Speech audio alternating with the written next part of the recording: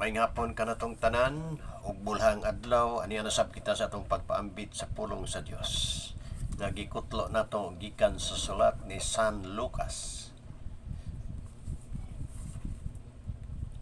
Unya mi pauli si Jesus sa Galilea ug diha kaniyang gahom sa Espiritu Santo.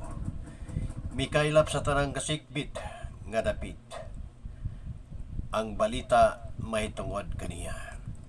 Nagtudlo siya sulod sa ilang mga sinaguga o gidayeg siya sa tanan. Unya miadto si Jesus sa Nazareth, diin siya na magdako og sumala sa iyang naandan. Miadto siya sa mga sinaguga sa adlaw nga igpapahulay.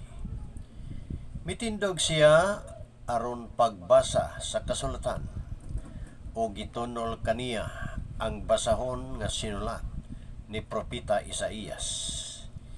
Gibukad niya ang linukot nga basahon o mao'y iyang gibasa ang dapit diin na sulat kini.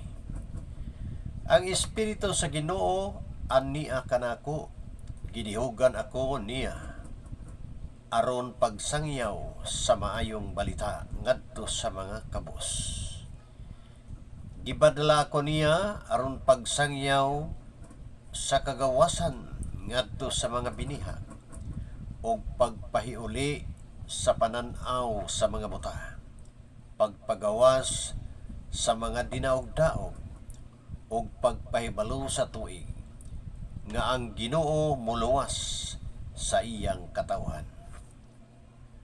Unya gilukot ni Jesus ang basahon, giuli ngadto sa piniyalan og milingkod siya.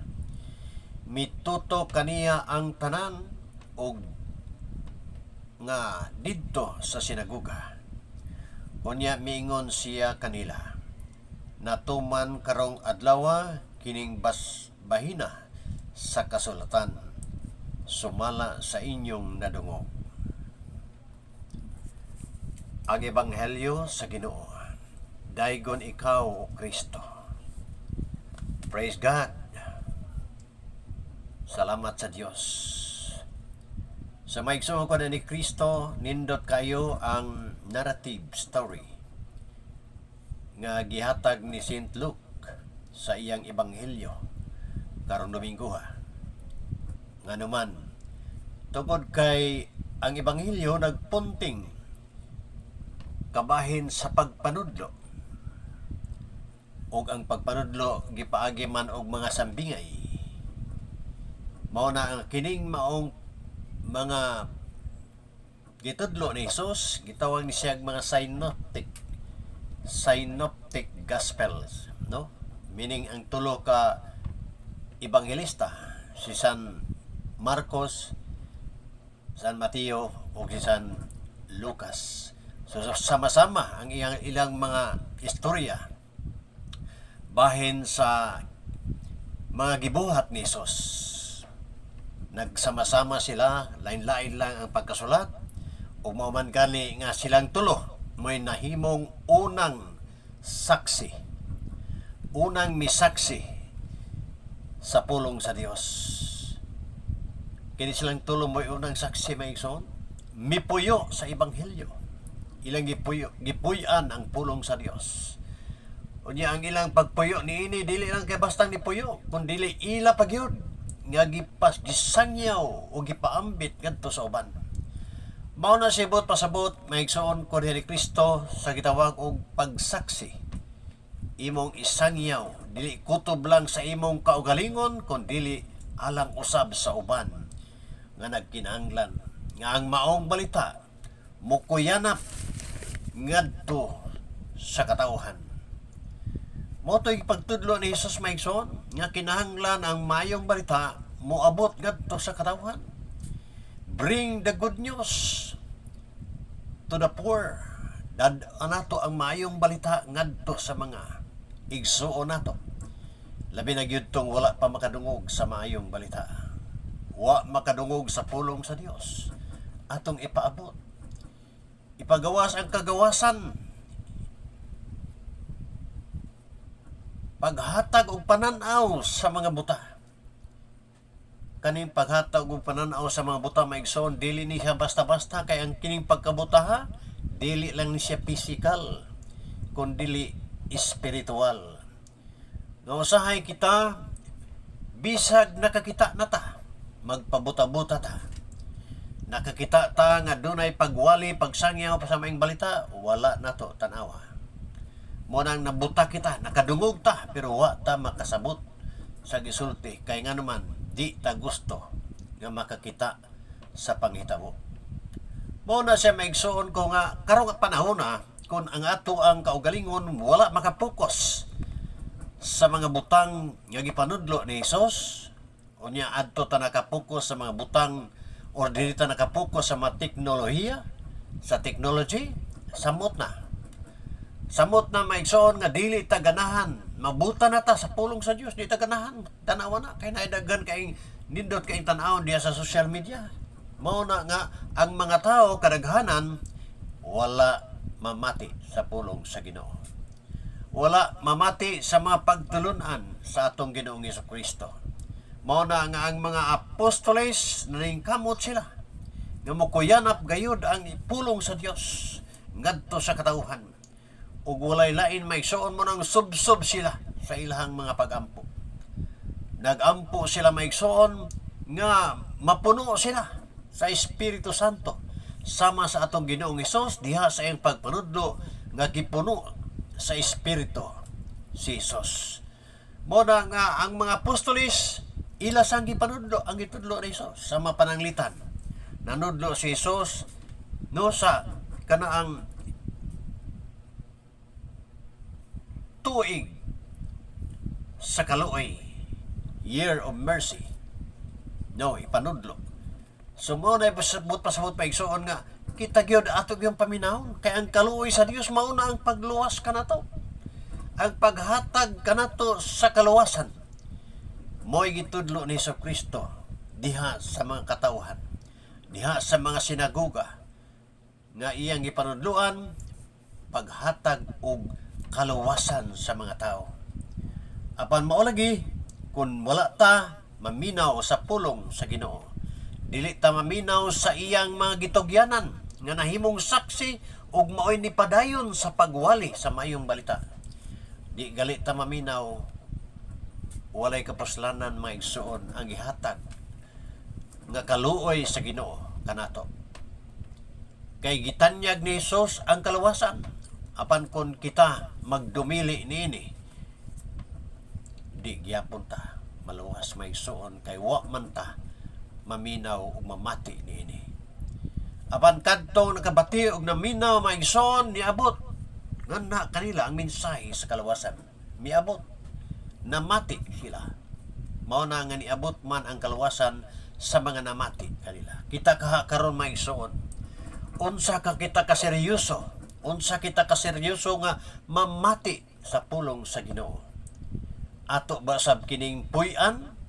Ato ba sab kining saksihan? Ato ba sab kining ipaambit ngadto sa uban? Mao nay atong pangutana maigsoon, kay ang Ginoo naghatag na sa tanan kanato aron kita makasud sa gingarian. O miingon siya sa mga pananglit sa iyang giingon diha sa 1 Korinto kapitulo 12 tudling 12 ngadto sa 30. Unsa may giingon? We are one body. Sa ato pa kitang tanan usa ka lawas. Kitang tanan usa ka lawas. Daghang bahin niini. We have many members. The body has many parts. Diba? Sama ko na ito maigsoon sa tao. Ang tao ko daghang parte sa lawas. Doon na tayo mata, doon na tayo ilong, doon na tayo baba, doon na tayo makamot, doon na tayo tiil. Kumplito ang ato ang maigsoong mga senses gihatag sa Ginoo nato. Mga parte.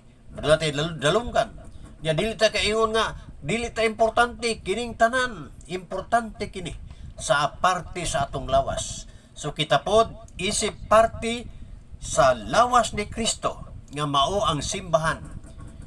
Kitang tanan adunay katungdanan sa pagpakita sa ato ang interest, sa ato ang duol ngadto sa Ginoo pinaagi sa pagdangop sa simbahan. Mao na kung asa kita mahimutang mosimba kita sa ato ang dapit. Kung asa dapit ang simbahan sa ato ang lugar, mosimba ta.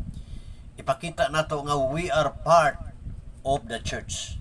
We are part of the body of Christ. Sakop kita mga igsoon.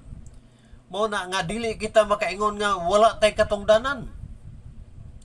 Doon na tay katungdanan. Ang ato lang kay di ta gusto mo submit sa atong kaugalingon diha sa simbahan.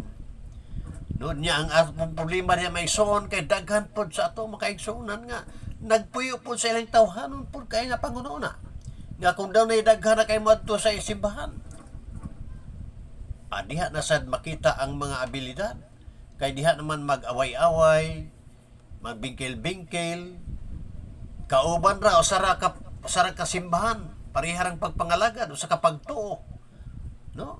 Pero mag-away gihapon may igsoon.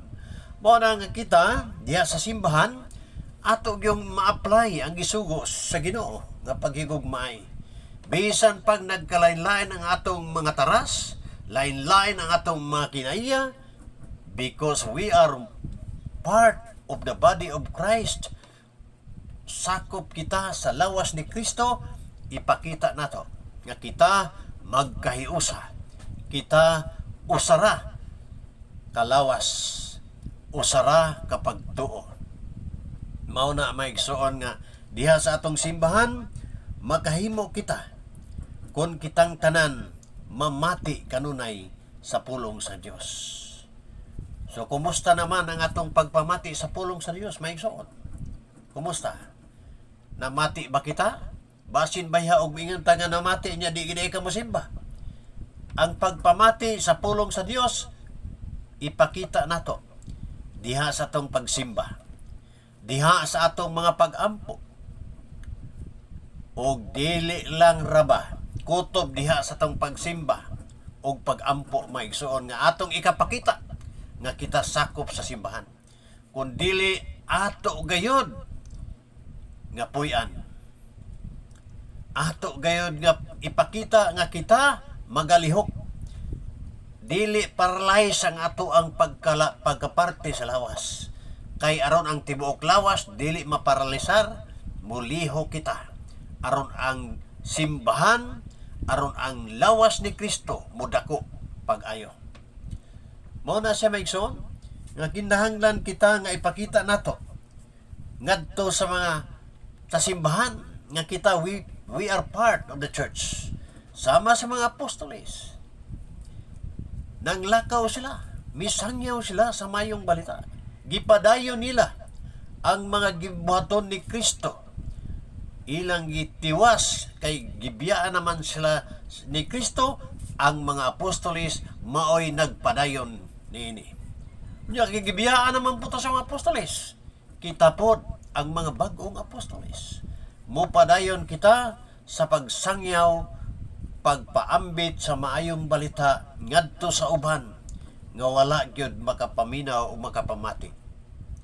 So mo na sa maigsoon ha, nga dili lang kutob diha sa pagsimba, dili kutob sa pag-ampo, kun dili moabot kita, mosangko kita sa usa ka pag-alagad sa simbahan, pag-alagad sa katawhan sa Dios pinaagi sa atong pagbuhat sa pagsangyaw sa mayong balita ug pinaagi usab sa pagtabang sa atong mga kaigsuonan, kay mao kini ang ilhanan nga ang Dios mihatag sa kalawasan kanatong tanan, dili binugtong kundi kitang tanan nga sakop sa simbahan pagalawason sa Dios, as long as nga motuman kita sa iyang mga pagtulunan ug mga kasuguan.